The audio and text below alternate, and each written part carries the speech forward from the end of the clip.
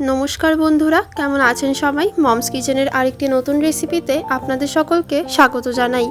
আজকে আমি তৈরি করব সকাল এবং সন্ধ্যায় খাওয়ার জন্য একটি টেস্টি টিফিন।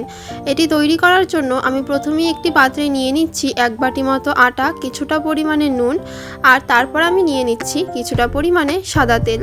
এবারে আমি এটিকে খুব ভালোভাবে ময়াম দিয়ে নিচ্ছি। এটিকে ময়াম দিয়ে নেওয়ার পর তারপর আমি এর মধ্যে দিয়ে দেব কিছুটা পরিমাণে জল দিয়ে নেওয়ার পর এবার আমি এটিকে হাত দিয়ে ভালোভাবে মেখে নেব। আর এখানে কিন্তু আমি একবারে বেশি জল দিচ্ছি না, অল্প অল্প করে জল দিয়েই মেখে নিচ্ছি। আপনারাও ঠিক তাই করবেন, প্রথমেই বেশি জল দিয়ে দেবেন না, অল্প অল্প করে জল দিয়ে তারপর হাত দিয়ে ভালো করে এটিকে মেখে নেবেন। তো এটিকে আমার মাখা হয়ে গেছে। মেখে নেওয়ার পর এটির আমি ছোট ছোট লেচি তৈরি করে নিচ্ছি। তো এখানে আমার সবগুলি লেচি তৈরি করা হয়ে গেছে। তারপর আমি সামান্য শুকনো আটা দিয়ে সমস্ত লেচিগুলিকে রুটির মতো বেলে নেব।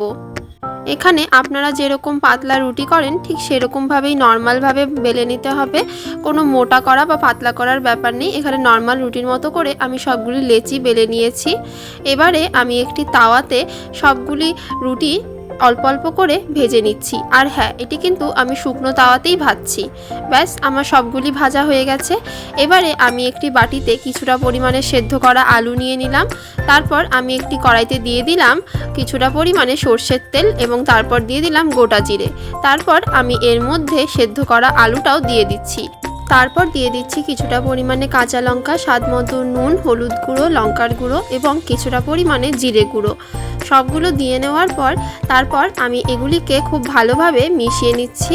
কিছুটা নাড়িয়ে চাড়িয়ে এটিকে হালকা হালকা ভেজেও নিচ্ছি। তারপর আমি এটিকে নামিয়ে নিলাম। এবারে আমি যে সেই তৈরি করে রেখেছিলাম রুটিগুলো ভেজে, তো সেগুলি আমি নিয়ে নিলাম। তার উপর দিক দিয়ে আমি এই তৈরি করে রাখা আলুর পুরটা দিয়ে দিচ্ছি এবং তার উপর দিক দিয়ে কিছুটা পরিমাণে সসও আমি এখানে ভালোভাবে মিশিয়ে নিচ্ছি। এবারে আমি এটিকে ঠিক এইভাবে ভাঁজ করে বন্ধ করে দিলাম।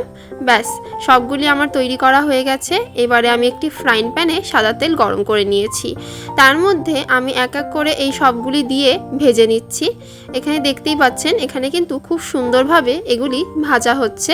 আর একটু কম স্টিমে এটা ভাজবেন, তাহলে বেশ ভালো হবে, ভেতরটাও একটু ভালোভাবে ভাজা হবে আর খেতেও বেশ সুস্বাদু হবে। তো আমি কিন্তু এই জন্য এখানে একটু কম স্টিমেই ভাজছি। ব্যাস, কথা বলতে বলতেই এক এক করে আমি সবগুলো ভেজে নিলাম।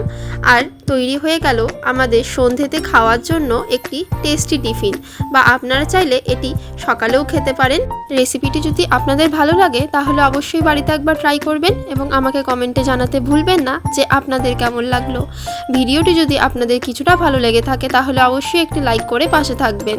আমার চ্যানেলের রেসিপিগুলি যদি আপনাদের ভালো লাগে তাহলে অবশ্যই আমার চ্যানেলটিকে সাবস্ক্রাইব করে দেবেন। আজকের মতো এইটুকুই। দেখা হচ্ছে আবার পরবর্তী একটি নতুন রেসিপি নিয়ে মমস কিচেনের আরেকটি নতুন ভিডিওতে। সবাই সুস্থ থাকবেন, ভালো থাকবেন। দেখা হচ্ছে আবার কালকে। টাটা।